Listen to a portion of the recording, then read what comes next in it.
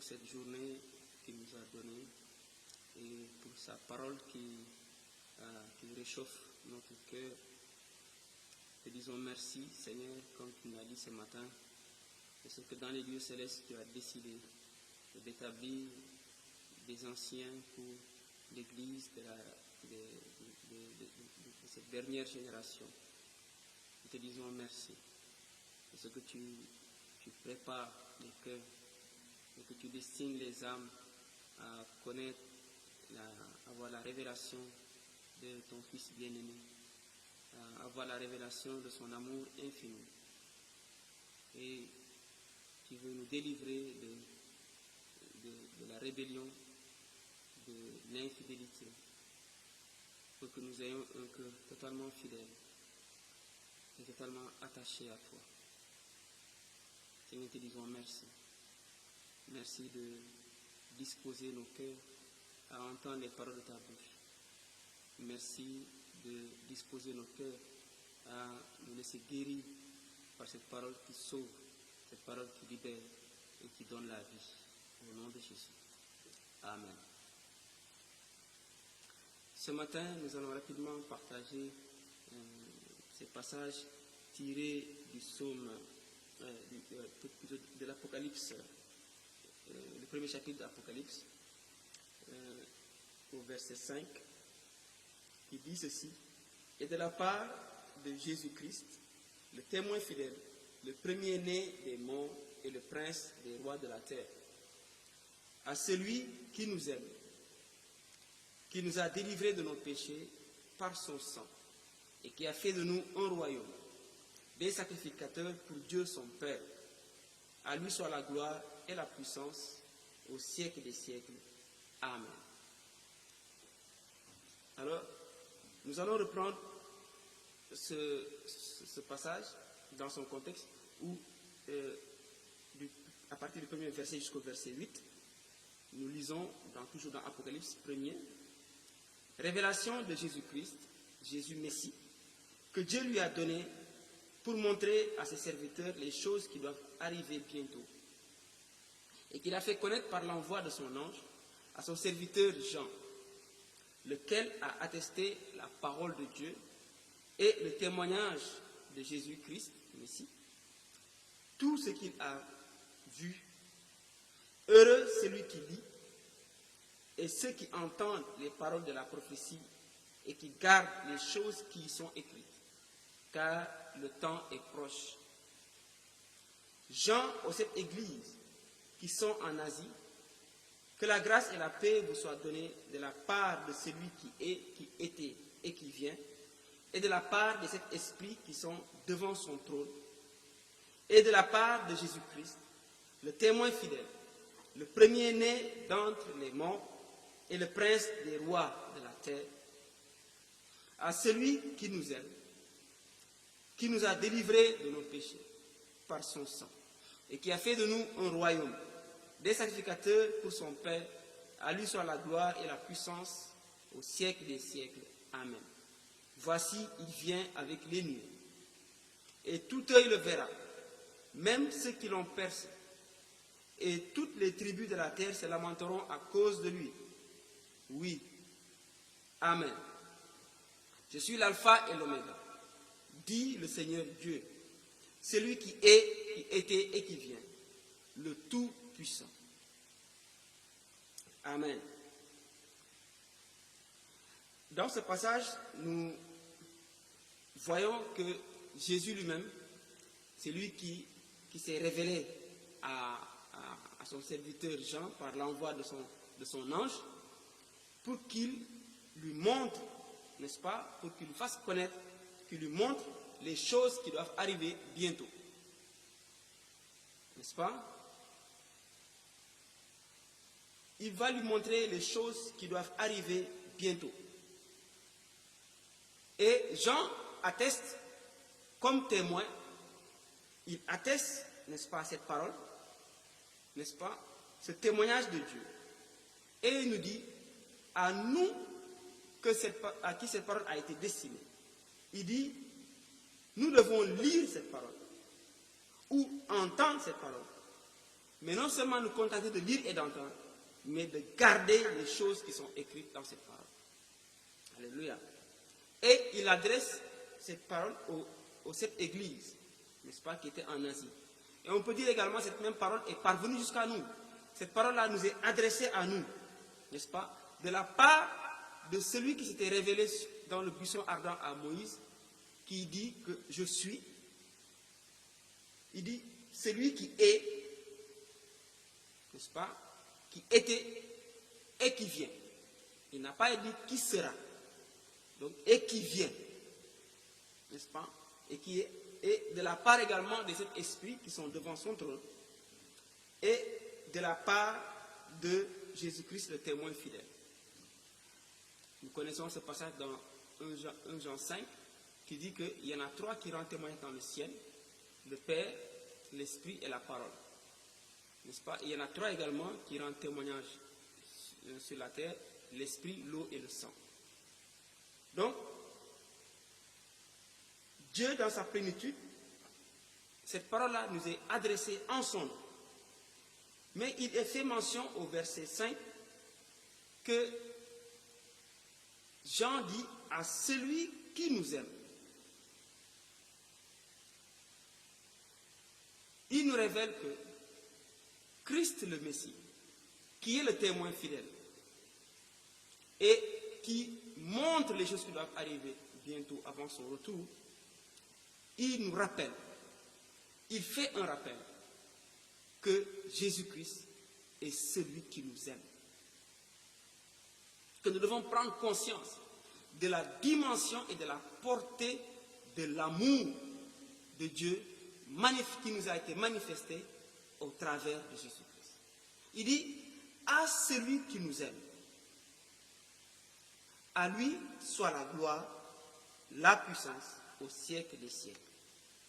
À celui qui nous aime. Est-ce que tous ont cette reconnaissance que Christ nous aime? Il dit, non seulement il nous aime, mais il nous a délivrés de nos péchés par son sang. Donc, cet amour qu'il dit, qu'il déclare, il l'a manifesté par une œuvre.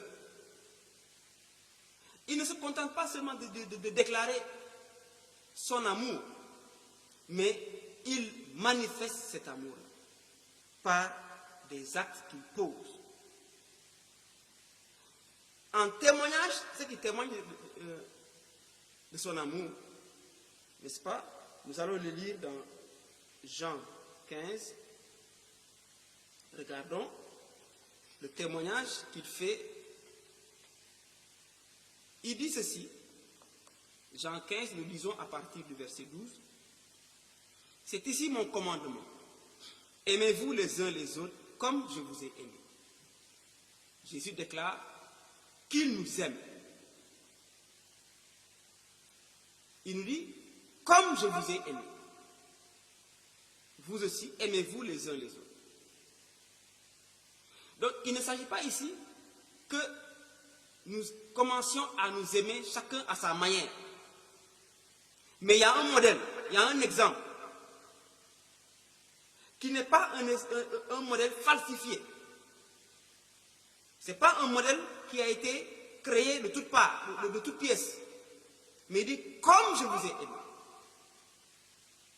Alors, on a un appui, un point de départ, l'amour que Christ a pour nous. Il dit, de la même manière, vous aussi aimez-vous les uns les autres. Et il dit, c'est un commandement qu'il nous donne. Jésus ne nous donne pas un commandement que lui-même, il n'a pas tenu. Il nous commande ce que lui-même a mis en pratique. C'est ce qu'il nous donne comme commandement. Comme je vous ai aimé. Verset 13, il dit, il n'y a pas de plus grand amour. Il n'y a pas de plus grand amour. Donc, le commandement que Jésus nous donne, c'est le commandement de manifester le plus grand amour. Donc, le modèle également qu'il nous a donné, c'est le modèle du plus grand amour. n'y a pas un amour plus grand que celui-là. Et pourquoi Jean dit à celui qui nous aime, c'est-à-dire à celui qui nous a manifesté le plus grand amour. Non seulement le plus grand amour, mais le seul véritable amour. Alléluia. Il dit, il n'y a pas de plus grand amour. Il n'y a pour personne de plus grand amour, dira une autre version. Il n'y a pas de plus grand amour que de donner sa vie pour ses amis. Donc, le plus grand amour dont Jésus nous a aimés, c'est qu'il dit, il a donné sa vie pour nous. Il n'y a pas de plus grand amour que de donner sa vie pour ses amis. Il dit, vous êtes mes amis si vous faites ce que je vous commande. Donc, ça veut dire, qu'est-ce qu'il nous a commandé? Aimez-vous les uns les autres. Manifestez envers vous, les uns envers les autres, le plus grand amour. Donc, si nous manifestons cet amour-là, si nous croyons en cet amour véritable, en cet amour qui est le plus grand, nous sommes réellement les amis de Christ. Et donc,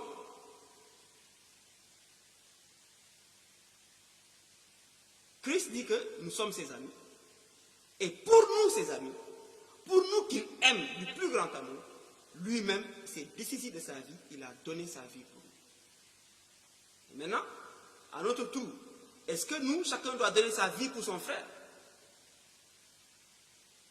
Est-ce que notre plus grand amour, c'est de mourir les uns pour les autres?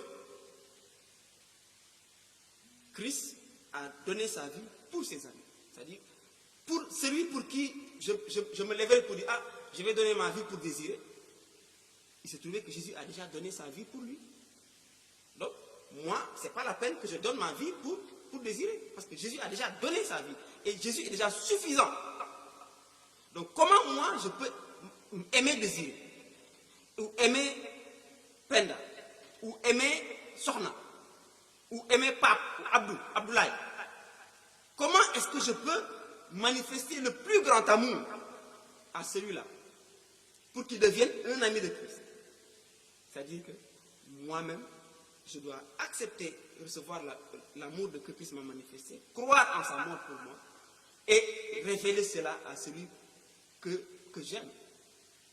Parce que je l'aime, parce que Christ l'a aimé en premier. Et Christ est mort pour lui. Donc, nous aimer les uns les autres, c'est de nous manifester, de révéler aux uns les autres l'amour dont Christ nous a aimés. Aimer quelqu'un, c'est de lui montrer l'amour que Christ a pour lui, le don de la vie de Christ pour lui, pour son salut. Alléluia. Donc, c'est ainsi que nous devons nous aimer les uns les autres. Rendre témoignage de l'œuvre de Christ. Alléluia. Et la Bible dit ici, c'est le plus grand amour. Je peux aujourd'hui donner si je donne mon argent aux pauvres, sans leur révéler Christ, ce n'est pas encore le véritable amour. Ce n'est pas encore le plus grand amour. Même si je meurs pour quelqu'un que j'aime, ce n'est pas encore le plus grand amour. Même si je me laisse brûler au feu, ce n'est pas encore le véritable amour. Le véritable amour, c'est Christ donnant sa vie pour ses amis. Alléluia. Et pourquoi cet amour est efficace et plus grand? Parce que cet amour-là est efficace pour amener de la mort à la vie, pour faire vivre, sauver. Alléluia. Je ne vous appelle plus serviteur parce que le serviteur ne sait pas ce que fait son maître. Voilà. Mais je vous appelle mes amis parce que je vous ai fait connaître tout ce que j'ai appris de mon Père. Il nous a révélé son œuvre. Alléluia. On revient à Apocalypse, à celui qui nous aime, qui nous a délivrés de nos péchés par son sang. Regardons rapidement Romains 5.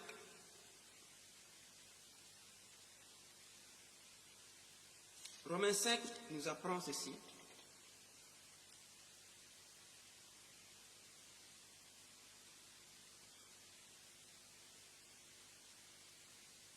Or, l'espérance ne trompe point.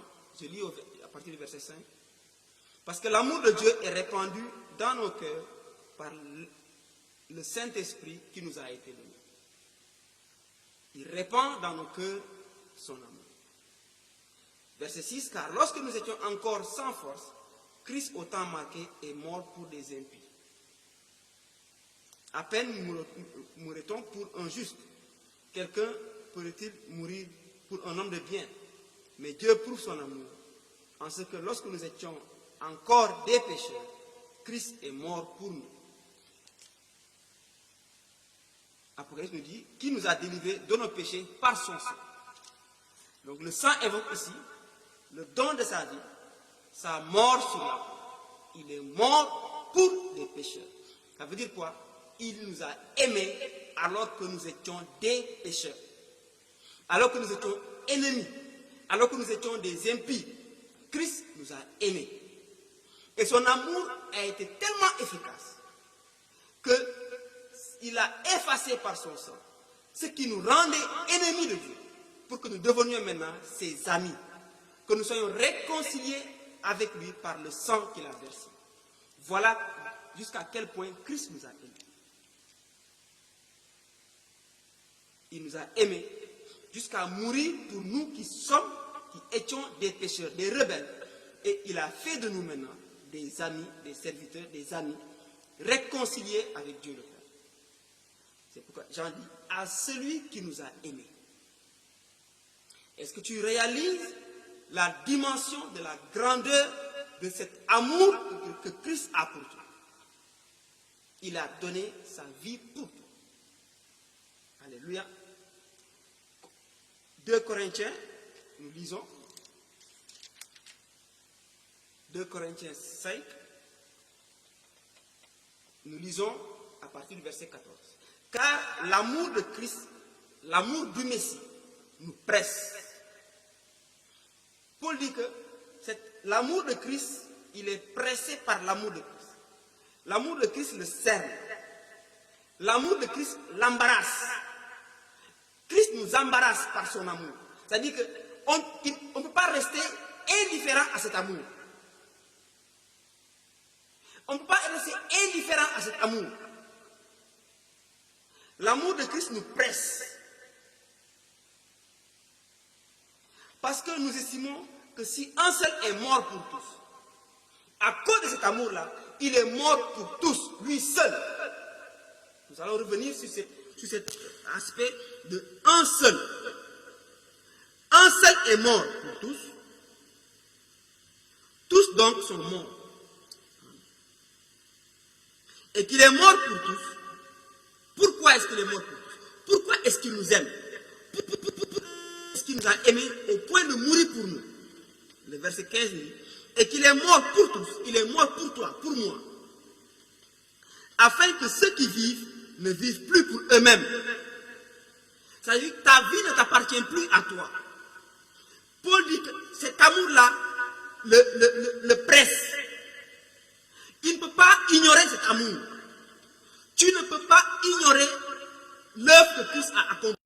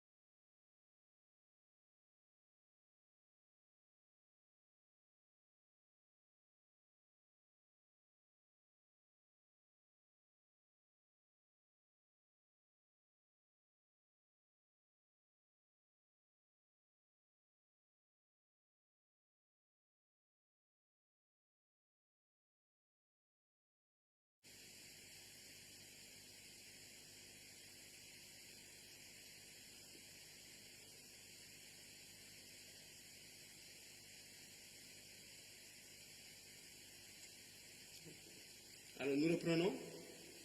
Il dit, car l'amour de Christ nous presse, parce que nous estimons que si un seul est mort pour tous, tous donc sont morts. Alors tu ne peux pas rester indifférent et insensible à cet amour-là. Il dit, afin qu'il est mort pour tous, pour toi et pour moi, afin que ceux qui vivent, toi qui vis, moi, nous tous, ceux qui vivent ne vivent plus pour eux-mêmes. Tu ne peux plus continuer à vivre pour toi-même. Quand cet amour-là se manifeste à toi, quand il se révèle à toi, tu ne peux plus continuer à vivre pour toi-même. Tu ne peux plus vivre en ignorant son amour, en rejetant cet amour-là, afin que ceux qui vivent ne vivent plus pour eux-mêmes, mais pour celui qui est mort et ressuscité pour eux. Afin que ceux qui vivent, vivent le restant de leur vie en aimant celui qui a déclaré et qui a manifesté un amour, un plus grand amour pour nous. Il dit, nous ne devons plus maintenant vivre pour nous-mêmes. Vivre notre vie comme nous l'entendons. Mais nous devons vivre notre vie dans l'attachement à celui qui nous a aimés. Alléluia. Nous ne devons plus vivre pour nous-mêmes, mais Christ devient notre raison de vivre. Il est notre amour à celui qui nous aime. C'est-à-dire, on n'a pas dit ici à celui qui nous a aimés, mais qui nous aime. Son amour est constant. Son amour, dit dans le psaume, dure à toujours. Car son amour dure à toujours. Son amour n'a pas de fin.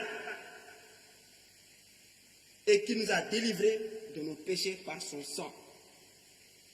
Il est mort pour nous. Il nous a délivrés. Il est mort et ressuscité. Et il nous a donné une nouvelle vie pour que nous soyons capables maintenant de répondre à son amour. Aimez-vous les uns les autres comme je vous ai aimé. Ça veut dire également, aimons le Seigneur comme il nous a aimés. Amen. Et on dit à celui qui nous aime. Maintenant, on peut se poser la question, il dit, un seul est mort pour tous. Est-ce que peut-on trouver quelqu'un d'autre qui nous aime autant que Christ, ou bien qui nous aime plus que Christ? Il dit à celui. Il n'a pas dit à l'un de ceux qui nous ont aimés. Il ne nous a pas aimés parmi d'autres, mais il est le seul qui nous a aimés au point de donner sa vie pour nous. Il est le seul qui nous a manifesté le plus grand amour. Il n'y a pas de plus grand amour. Il n'y a pour personne, pour toi, pour moi, il n'y a pas un plus grand amour que celui-là, que Christ qui est mort pour te délivrer de tes péchés. À celui. Donc ça veut dire quoi? Il est unique. Seul qui t'a aimé de la sorte. Il est unique. Alléluia. Et en parlant de unique, nous allons parcourir pour trouver si réellement il est l'unique. Dans Genèse 22,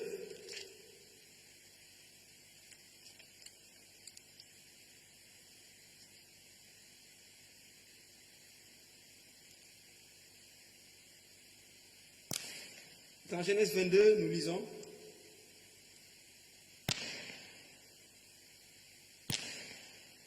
après ces choses, Dieu mit Abraham à l'épreuve et lui dit, Abraham, après qu'il soit circoncis, que Dieu ait fait une alliance avec lui, il dit, Dieu le mit à l'épreuve et lui dit, Abraham, il répondit, me voici.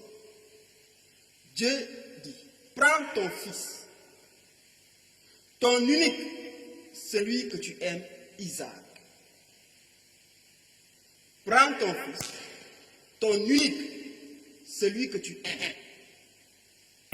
On sait bien que Abraham, qui est son premier-né, qu'il a eu avec Agar. Mais quand on dit ici, prends ton unique, celui que tu aimes, ça veut dire que l'unique fils légitime, qui est légal aux yeux de Dieu, l'unique fils qu'il a eu de sa femme légitime, Sarah. L'unique fils qui n'est pas né de la femme esclave. Celui qui est le fils de la femme libre. Parce que l'enfant de l'esclave est encore esclave. Mais l'enfant de la femme libre est l'enfant légal légitime. Ce n'est pas notre sujet aujourd'hui. Mais il dit, prends ton fils, ton unique, celui que tu aimes. Alléluia. Dieu va révéler par là également que lui également, il a un fils unique, celui qu'il aime. Celui-ci est mon fils bien-aimé, en qui j'ai mis tout mon amour. Écoutez-le. Nous connaissons ces passages-là après le baptême de Jésus. D'accord? Donc, à 3 reprises, nous allons voir ton fils unique. N'est-ce pas? Et l'ange va dire également à Abraham, puisque tu n'as pas refusé, verset 16, parce que tu n'as pas refusé cela, et que tu n'as pas refusé ton fils, ton unique. Alléluia. Ton fils, ton unique. Au verset 16, et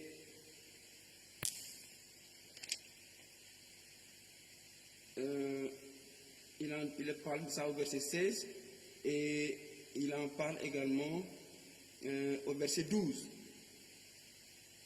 N'avance pas ta main sur l'enfant, ne lui fais rien, car je sais maintenant que tu crains Dieu et que tu n'as pas refusé ton fils, ton unique. Alléluia.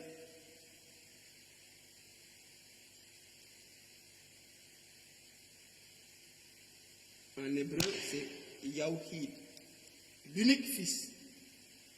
Amen. Tu n'as pas refusé ton fils, ton unique.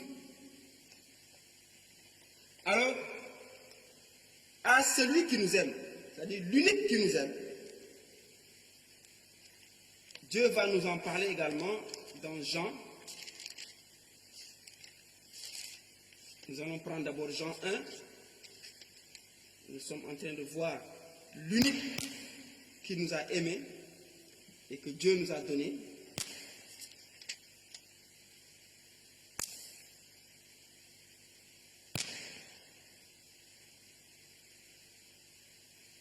On est dans Jean 1.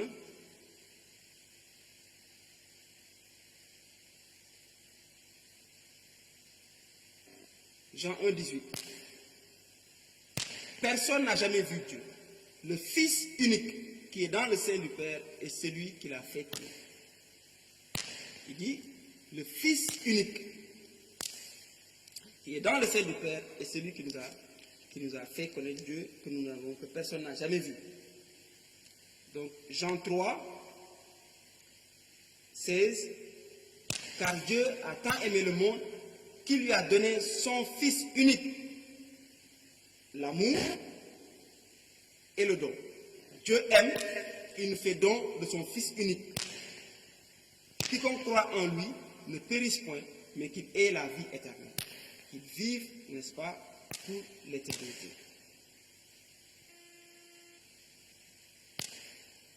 Verset 18.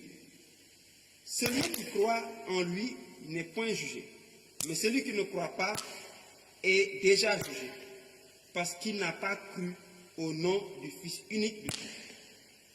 À celui qui nous aime, il ne s'agit pas de dire « moi j'aime le Christ », mais notre amour doit se manifester par la foi en son œuvre. Il est le don de Dieu. La Bible nous demande de croire en lui. Quiconque croit ne périra pas.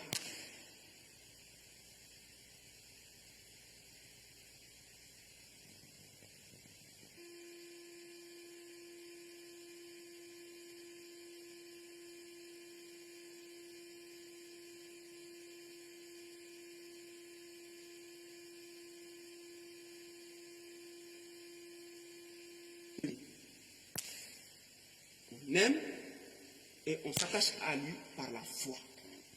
Alléluia. L'invitation qui nous est faite ce matin. Il dit à celui qui nous aime, à l'unique, le seul qui nous aime. et qui nous a délivrés de nos péchés par son sang. Personne. Cherchez, vous allez voir si quelqu'un nous a déclaré un amour au point de venir chercher à nous guérir de nos péchés. Qu'est-ce qu'il nous demande? De tuer un animal pour nos péchés. De faire des ablutions pour le péché. Donc, il nous demande à nous de faire des œuvres pour nous délivrer du péché. Et si le sang des boucs, des taureaux, des moutons, des chèvres, des coqs, des chameaux ne peuvent pas ôter le péché. Seul le sang de Christ, qui s'est offert une seule fois à Dieu, nous a pu. Il a fait comme des sacrificateurs pour Dieu. Cette délivrance-là, le commandement que Dieu nous donne aujourd'hui.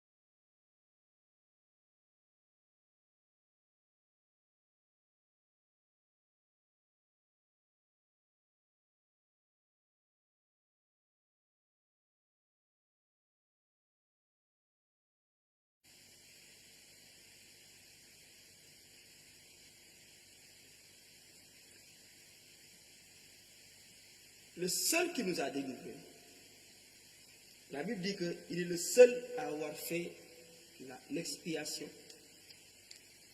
le seul qui a fait la purification des péchés. Hébreux 1, 3 nous dit, il a fait la purification des péchés et s'est assis à la droite de la majesté divine dans les lieux très hauts. Le seul qui purifie l'homme de ses péchés, qui ôte le péché du monde, qui enlève le péché, qui enlève la condamnation qui pèse sur nous, c'est lui. Le Fils unique auquel nous devons croire. Lui qui nous a manifesté le plus grand amour. Lisons Romains 8.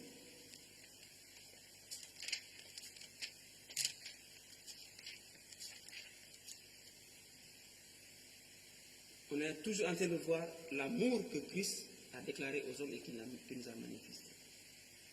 Il dit, il n'y a donc maintenant aucune condamnation pour ceux qui sont en Jésus-Christ, le Messie. Il n'y a pour ses amis, c'est-à-dire qui ont cru en lui, qui ont reçu son amour, qui ont accepté sa mort pour lui, sa mort pour eux, à tout cela, il n'y a aucune condamnation. Mais ceux qui ne croient pas en son amour, qui ont rejeté son amour, la condamnation de Dieu, n'est-ce pas, demeure sur le vie. Verset 2. En effet, la loi de l'esprit de vie, en Jésus-Christ, le Messie, m'a affranchi de la loi de la mort et du péché.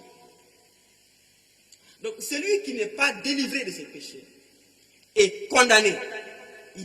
Ce qui repose sur sa vie, c'est la loi de la mort et du péché. La loi du péché et de la mort. Parce que le péché qui donne la mort. Car chose impossible à la loi, parce que la chair la rendait sans force. Dieu a condamné le péché dans la chair, en envoyant à cause du péché son propre fils, son unique fils. Il avait été dit à Abraham de prendre ton fils, ton unique, celui que tu aimes, pour le sacrifier, pour l'offrir à l'Éternel.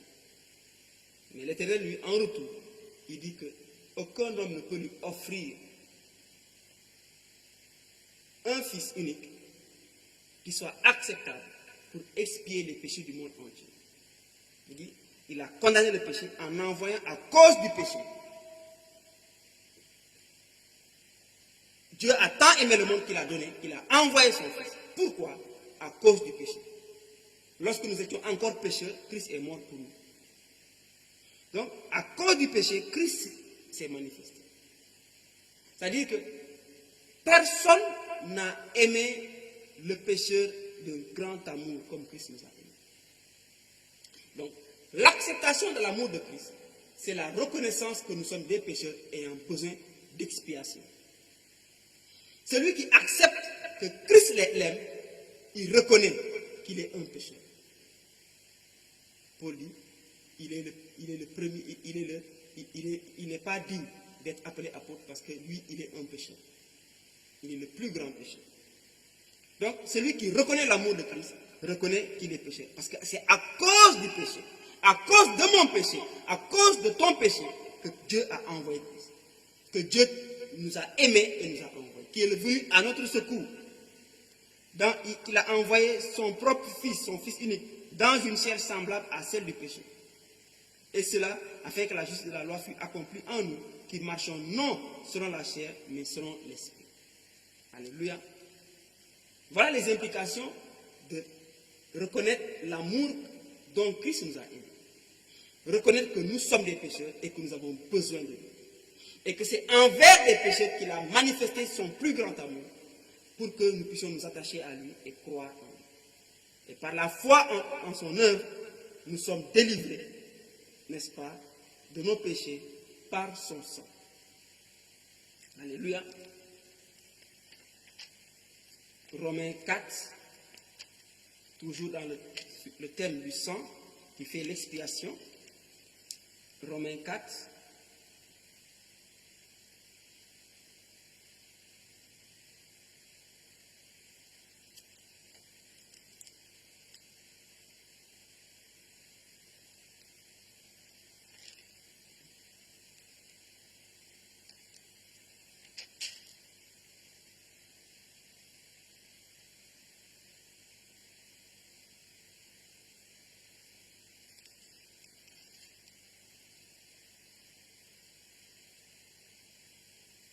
Non, plutôt, c'est Romains 5, versets 24 et 25.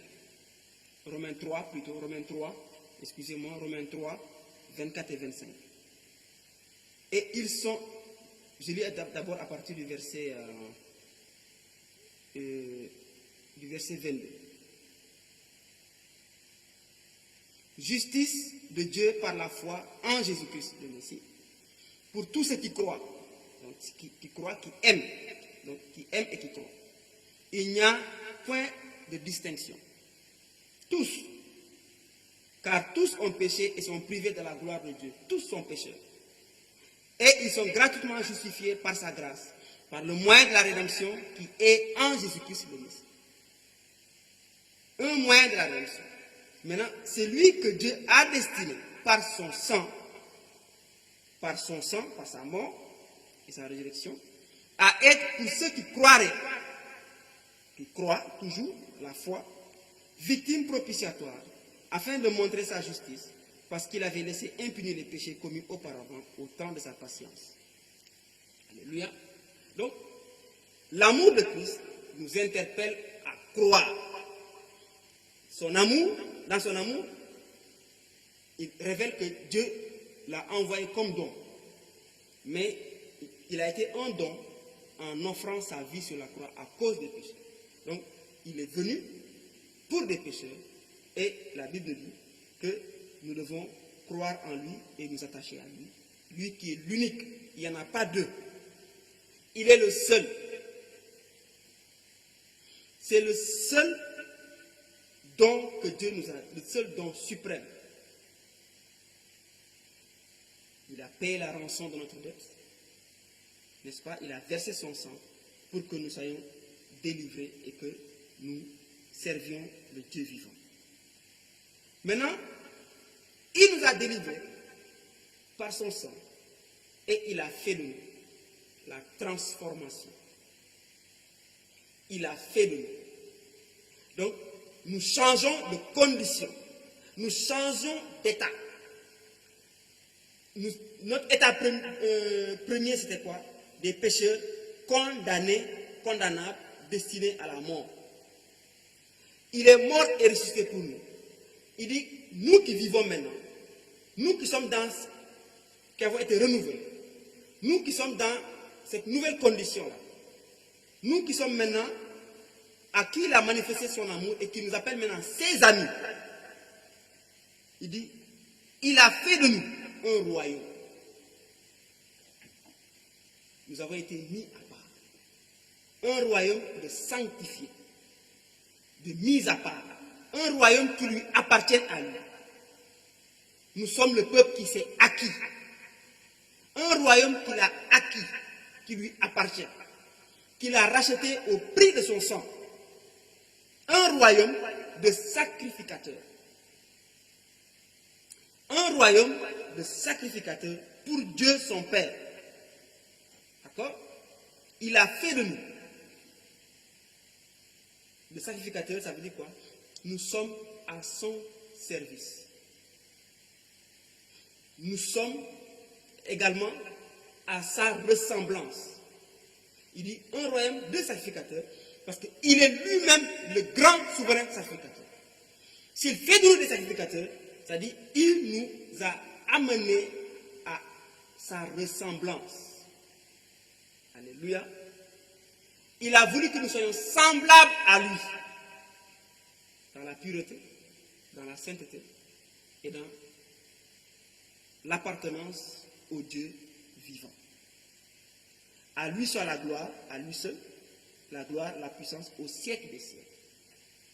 C'est-à-dire que s'il a fait de nous un royaume, nous qui étions jadis destinés à la mort, nous sommes maintenant appelés à devenir participants de sa nature, à vivre avec lui au siècle des siècles et contempler sa gloire, sa puissance pour toute l'éternité. Ça veut dire qu'il nous a aimés et il nous a donné la vie, mais la vie éternelle. Son amour, avec nous dit dans Éphésiens, que nous devons avec tous les saints, tous les sanctifiés, tous ceux qui appartiennent au royaume, tous ceux qui font partie de cette ressemblance à Christ, lui qui est le fils aîné, qui était le fils unique, et qui maintenant a beaucoup de frères, n'est-ce pas? Il dit que nous tous qui sommes, selon sa ressemblance, nous sommes appelés maintenant à être des fils de Dieu, à vivre éternellement avec lui. Il nous a rendus semblables à lui en toutes choses. Notre état premier était que nous étions des pécheurs, mais maintenant nous sommes appelés des amis, des fils qui lui appartiennent.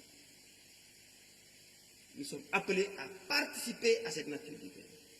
Voici, je viens avec les nuées. Et tout œil, il vient avec les nuées, tout œil le verra, même ceux qui l'ont percé. Et toutes les tribus de la terre se lamenteront à cause de lui. Oui, amen. Aujourd'hui, il dit que quand il va revenir, toutes les tribus de la terre vont se lamenter à cause de lui. Quelle sera la cause de leur lamentation? Parce qu'ils verront celui qui les a toujours aimés et qu'ils ont haï venir dans son règne. Et qu'ils seront privés de participer à ce règne-là. Et ils vont se lamenter. Il sera trop tard. Et Dieu ne veut pas que ce soit trop tard pour toi. Il veut dès à présent, dès aujourd'hui, que tu ne fasses pas partie des tribus qui se lamenteront,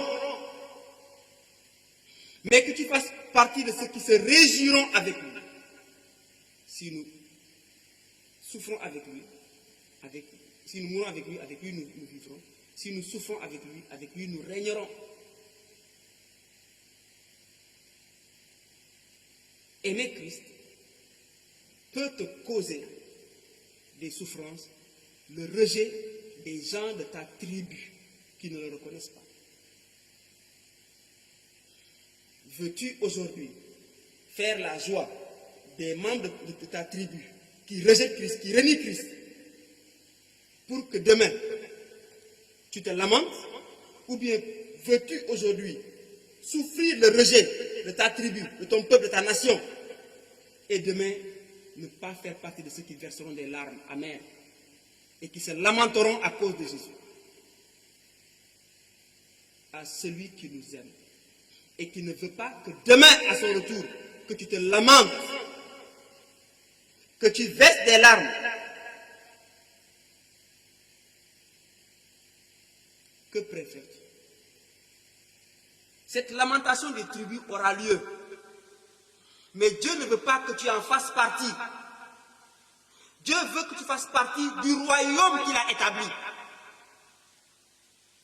C'est pourquoi il avait dit à Abraham, quitte ta famille, quitte ta patrie, quitte ta parenté, quitte la maison de ton père, quitte ta tribu, va dans le pays que je te montrerai. Aujourd'hui, il n'a pas dit, il ne dira pas que je te montrerai, que je te montre, que j'ai déjà manifesté, le royaume qu'il a déjà manifesté. Il veut que tu en sois participant, que tu arrêtes de te réclamer d'appartenir à une tribu, à des coutumes que tu as héritées. Parce que quand on parle de tribu, c'est un héritage de coutumes auxquelles les gens sont attachés et qui rejettent Christ. Un héritage de religion auquel tu es attaché et tu renies Christ. Christ veut que tu fasses partie de son royaume. Souffre le rejet, souffre le mépris, souffre, mais avec Christ, mais pour régner demain avec lui pour toute l'éternité. Alléluia.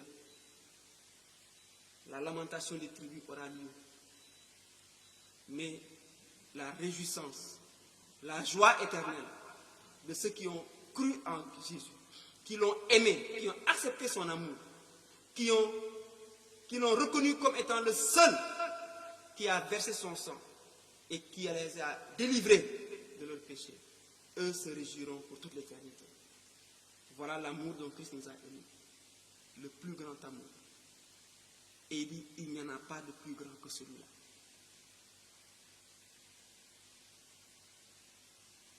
Que celui qui veut être son disciple, qui renonce à lui-même, qui renonce à sa paternité, à sa parenté, qui renonce à son ethnie, qui renonce à l'appartenance à une tribu, une langue, une ethnie, une nation, et qui reconnaissent maintenant que par l'Esprit, il appartient à celui qui est mort et resté pour lui, et qui fait partie de ce royaume de sacrificateurs, établi à la ressemblance de Christ, le premier-né, l'unique, le prototype.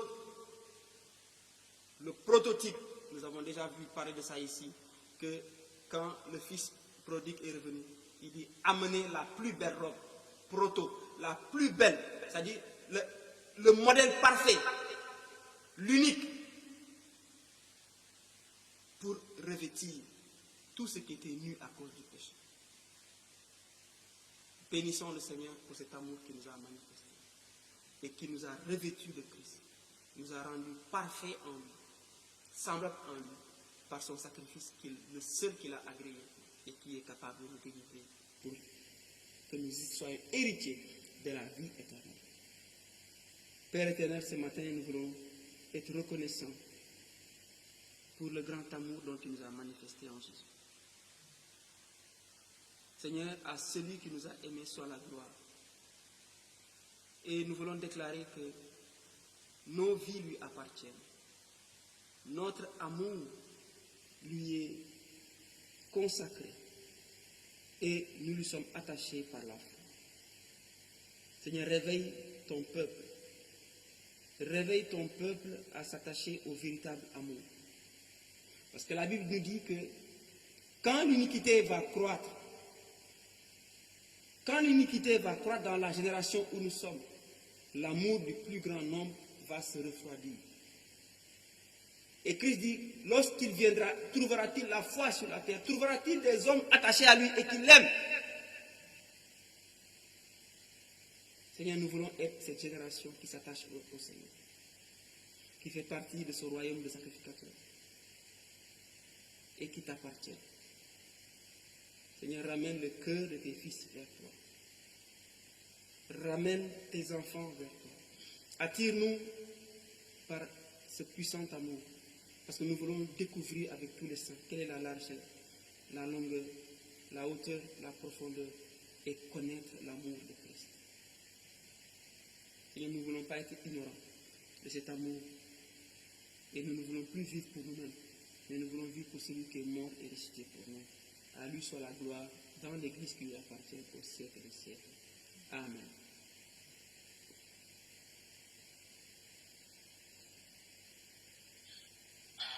Amen. Amen.